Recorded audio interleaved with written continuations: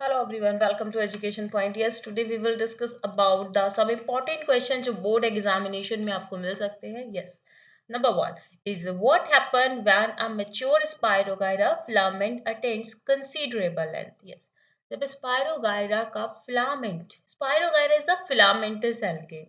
Spirogyra is a filamentous algae. जब इसकी length mature हो जाएगी, extreme level पे पहुंच जाएगी, they breaks into a pieces or a fragments, and each fragments can be grow into a new individuals. Yes, it's a called a fragmentations. तो spirogyra के लिए फ्रेगमेंटेशन साफ साफ एनसीईआरटी ने मेंशन किया हुआ है, तो आपको वही बताना है. when a mature spirogyra filaments attains considerable length, it simply breaks into a two or more fragments, and each fragments then grow into a new individual. Yes, is called a fragmentation. Next one, how do Plasmodium and Leishmania reproduce? Plasmodium कैसे reproduce करेगा, Leishmania कैसे? Asexual reproductions में देखेंगे हम. Write a one difference in the mode of reproduction. Yes, Leishmania divide Leishmania divide into a two part or a two daughter cells is called a binary fusion. Okay, तो Leishmania कैसे divide करता है? This one is इस तरीके से, जैसे कि Euglena करता है, उस टाइप से ही लेशमेनिया डिवाइड होते होते दो इंडिविजुअल्स में कन्वर्ट हो जाता है. This one is called a binary fusion. And the Plasmodium की बात करें, प्लाज्मोडियम मलेरिया कॉज करने वाला प्रोटोजोन्स है. आरबीसी के अंदर एसेक्सुअल रिप्रोडक्शन परफॉर्म करता है. क्या करता है? Asexual reproduction. ओके, माइटोसिस के through. Mitosis is a phenomena जिसमें सेल डिवाइड करती है और पेरेंट सेल जैसी ही डॉटर सेल्स बन जाती है. ऐसे ही यहाँ पे क्या हो रहा है कि मल्टीपल फ्यूजन कैसे परफॉर्म होता है. This one is RBC. Plasmodium अपना न्यूक्लियस न्यूक्लियस न्यूक्लियस डिवाइड करता रहता है. ठीक है, न्यूक्लियस डिवीजन हो रहा है ये बस. देन सारे सेल में साइटोप्लाज्म की कोटिंग होगी, कॉल्ड अ साइटोकाइनेसिस और साइटोप्लाज्म डिवीजन. यानी पहले खाली न्यूक्लियस न्यूक्लियस डिवाइड हुआ, देन साइटोप्लाज्म डिवाइड हुआ. ओके, अब एक ऐसी कंडीशन जब ये cell is full with the plasmodiums की सेल से भर गई है, आरबीसी की cell, RBC cells get burst out और ये प्लाज्मोडियम बाहर आ जाते हैं. ठीक है, तो ये फिनोमिना जो है वो प्लाज्मोडियम कर रहा है. ठीक है, और एनसिस्टेड अमीबा भी ऐसा करता है, मल्टीपल फ्यूजन. बट एनसिस्टेड अमीबा इस मल्टीपल फ्यूजन को अनफेवरेबल कंडीशन में करता है. अमीबा जनरली बाइनरी फ्यूजन करते हैं, सिंपल बाइनरी फ्यूजन, लेकिन अनफेवरेबल कंडीशन में प्लाज्मोडियम की तरह ही मल्टीपल फ्यूजन करना स्टार्ट कर देते हैं. Okay, and the question number third, list of the two advantages of vegetative reproduction practiced in a case of an orange peel. Yes, a orange plant. If we talk about the orange plant is a tree. Okay, तो इसको कैसे vegetative propagation से convert करके नया plant बना सकते हैं. अगर मैं बात करूं कि ऑरेंज के जो सीड है, इट्स नॉट वायबल. वायबल का मतलब होता है seeds are not capable to reproduce, or seed cannot be produce a proper a plant. Okay, in new plants, अगर मैं ऑरेंज की भी बात करूं या फिर लेमन की भी बात करूं, तो इनका क्या करना पड़ता है? Self propagation. अब मैं बात कर रही हूँ यहाँ पे एक नया प्रोपागेशन मेथड का यूज करना पड़ता है. If this type of a tree के एक ब्रांच सेलेक्ट कर लेते हैं, उसको कट डाल के दो ब्रांच को, एक हेल्दी ब्रांच सेलेक्ट करने के बाद बीच में कट डाल दिया, इसे बिल्कुल सेपरेट कर दिया. सेपरेट करने के बाद यहाँ पे मड लगा देते हैं और थोड़ा सा वाटर, एंड देन इसके बाद क्या होगा? रूट्स आना स्टार्ट हो जाती है, देन एक नया प्लांट हमारा बन जाता है. It's called a gootee method also. And yes, क्या लिखा हुआ है? Plants have the loss their capacity to reduce a new plant by the seed. से नहीं बन सकता. New plant can be exactly copy to the parents और to produce a new plant by the desirable character. Advantages पूछ रहे हैं. Vegetative reproduction में इसकी क्या एडवांटेजेस है और इनको क्यों बनाया जाता है? यस, एक तो सीड इसके वायबल नहीं है, दूसरा प्लांट अगर हमारा अच्छा है तो हमें सेम ऐसा ही नेक्स्ट प्लांट भी चाहिए होगा. तो एसेक्सुअल रिप्रोडक्शन एक अच्छा मेथड है वेजिटेटिव प्रोपागेशन एक अच्छा मेथड है, एसेक्सुअल के अंदर ही आता है ये, जिससे हम पेरेंट जैसा एक नया प्लांट बना सकते हैं. Yes. What happen when the accidentally, ये सब आपको सीक्वेंस बताए गए हैं. Accidentally planaria gets cut into a many pieces. कोई पर्सन पानी में गया, उसने पैर रख दिया, planaria is divided into a many pieces. क्या होगा? Next one, bryophyllum leaf fell on a wet soil. क्या होगा? Third one is on maturation spirogyra of rhizopus is burst. क्या होगा? Accidentally planaria gets cut into a many pieces. Yes, these pieces can be produce a new planaria. Yes, they produce a true regeneration. Planaria produce a true regeneration. Regeneration मैंने ये video में समझाया हुआ है, आप उस वीडियो को भी देख सकते हैं रीजनरेशन की प्रॉपरली, फिनोमिना समझने के लिए. बट यहाँ पे सिर्फ इतना ही समझेंगे कि pieces are divided. Okay, planaria की बॉडी पीसेस में कट हो गई है और पीसेस जो है वो न्यू प्लेनेरिया बना सकते हैं. And Bryophyllum leaves fail on a wet soil. अगर ब्रायोफाइलम लीव वेट सॉइल में गिर गई है तो क्या होगा? इसकी जो एज है, एज के साइड साइड में बर्ड्स प्रोड्यूस होते हैं. And each and every birds can be produce a new plants. ये लीफ प्रोपगेशन का हमारा एग्जांपल है ब्रायोफाइलम. ओके, एज पे या मार्जिन बोलते हैं, this one is a margin of a leaves. यहाँ पे प्रोड्यूस होंगे birds and each and every birds can be produce a new plants. Yes. And next one, on maturation of Spirogyra rhizopus burst. Yes, this one is a fungi. Fungi में क्या होता है? ध्यान से सुनेंगे. Hyphae is a filamentous part. Hyphae is a filamentous part. This one is a non-reproductive parts. Okay. ये जो ऊपर बबल जैसा आपको दिखाई दे रहा है, बलून जैसा दिखाई दे रहा है, this one is a reproductive part. This is called as sporangium. This is called as sporangium. बहुत सारे हैं तो स्पोरेंजिया कह दोगे, प्लूरल इज अ स्पोरेंजिया. इस स्पोरेंजियम के अंदर भरे होते हैं स्पोर्स. ओके, जब ये स्पोरेंजियम बस्ट होगा या स्पोरेंजिया बस्ट हो जाएंगे, स्पोर बाहर आ जाएंगे. Okay, and in a favourable condition, अगर फेवरेबल कंडीशन रही होगी, then spore gets germinate. Fungus के लिए फेवरेबल कंडीशन होती है ज्यादा टेम्परेचर होना और मॉइस्चर होना. If it is available, fungus get mature, or I mean spore gets yes germinate बोलते हैं इसको. ठीक है.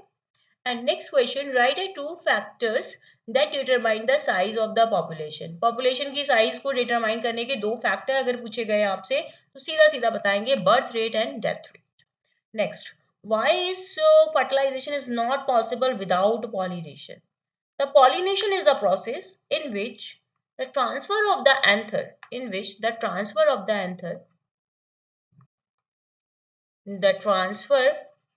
of anther from the transfer of the pollen grain from anther to stigma, the transfer of the pollen from anther to stigma. Yes, if there are no pollination, the pollen grain are not adhere on the stigma. Stigma तक नहीं पहुंच पाएंगे. The pollen grain is not reach at the stigma. So if there are the no pollen grain, no fertilization. Yes, male gamete ही नहीं पहुंच पाया, so fertilization is not take place. Name the plants of a bisexual flower that are not directly involved in a reproduction. Okay, bisexual flower जो कि reproduction में directly involved नहीं है. Name the parts of a bisexual. अच्छा ठीक है, plant के I mean flower के कौन से part होते हैं जो reproductive parts नहीं है? Yes, is a calyx and corolla. Calyx is called a sepal and corolla is called a petals. These are not participate in a reproduction, so is called a non-reproductive parts of flower also. Okay. Next one, what is the difference between sperm and ovum? Okay, sperm is a male gametes. Yes, sperm is motile. No, do not store the food content. इसीलिए ये semen या फिर seminal fluid के साथ चलता है. Seminal fluid. Okay, what is the seminal fluid? Semen क्या होता है? सेमिनल फ्लूइड और sperm का combination, seminal fluid and sperm. This is called as semen. Okay, and sperm have a two types, X type of sperm and Y type of sperm. These are responsible for a sex determination also. Okay, अगर दो type के gamete बनते हैं किसी human या किसी भी organisms के अंदर, these gamete is called a heterogamety. This one is called a heterogamety. If a question arise, heterogamety किस में मिलती है? मेल में. एंड फीमेल में क्या होता है? Ovum is a homogamety, X type का ही है. ओके, नॉन मोटाइल है, ओवम बड़ा होता है, स्पर्म बहुत छोटा होता है. Ovum is largest cell in female body. ये स्टोर द फूड, फूड को स्टोर करता है और इसके अंदर फूड प्रेजेंट होता है. Okay, next question. Yes, the chromosomal number of a sexually producing parent and their offspring, it is the same. Justify this statement. Yes, अगर मैं बात करूं ह्यूमन की, तो ह्यूमन का क्रोमोसोम नंबर है 46. ओके, एंड उनके ऑफस्प्रिंग का नंबर भी 46 ही होगा. कैसे ये पॉसिबल है? तो हमें बताना है कि जब गैमीट का फॉर्मेशन होता है, these chromosome number become a halves. Okay, जब क्रोमोसोम नंबर हाफ हो चुके हैं, स्पर्म के पास भी 23, ओवम के पास भी 23, तो क्या होगा? जब फर्टिलाइजेशन कॉज होगा, they make a 46 chromosome. Okay, during a gametogenesis bye meiosis. Meiosis के बारे में थोड़ा सा बता देती हूँ आपको. मियोसिस एक ऐसा सेल डिवीजन है जिसमें बनने वाली डॉटर सेल के number of chromosome parent cell से हाफ हो जाते हैं. जैसे कि ये एक पेरेंट सेल है जिसने डिवाइड करना स्टार्ट किया.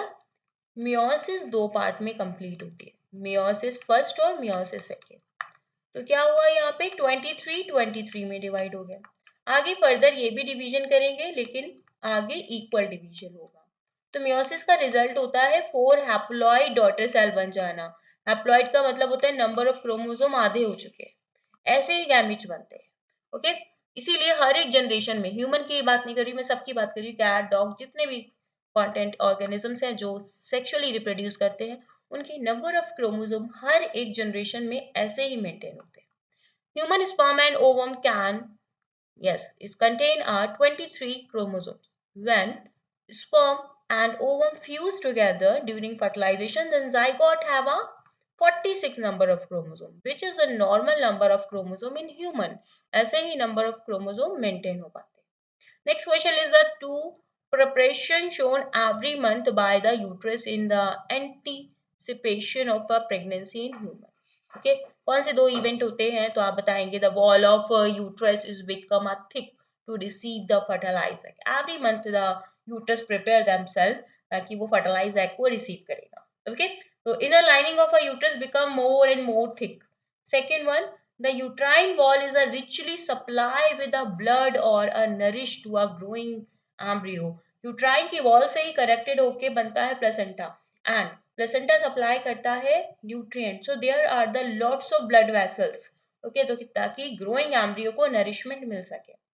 question number, next question, the list part of the human male reproductive system which contribute fluid to the semen. semen बनाने वाले, देखिए अभी मैंने semen का नाम लिया था आपको.